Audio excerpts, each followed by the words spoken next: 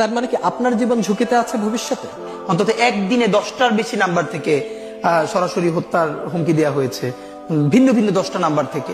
সেই 10টা নাম্বার সহ শাহবাগ থানায় জিডি করেছি, এরপর থেকে আর এর কোনো ইমপ্রুভমেন্ট পাই নাই। তো এটা আপনারা আবার অনেকে মিডিয়া বলবে যে তাহলে আপনি জিডি করেন নাই কেন, এই জন্য করে রাখা। কিন্তু এই জিডি বা কোনো কিছু আমাদেরকে সুরক্ষা দেবে সেটা আমরা মনে করি না। এবং এই জন্য আমি বলেছি আজকে যদি আমাকে হত্যা করা হয়, যে কোনো মুহূর্তে করা হতে পারে। আমি আমার বন্ধুদেরকে ইনকিলাব কালচারাল সেন্টারে সেদিনকে আমরা সবাই বসে বলেছি যে আল্লাহ যদি আমাকে আগে নিয়ে যায় তারপর তোমাদের করণীয় কি।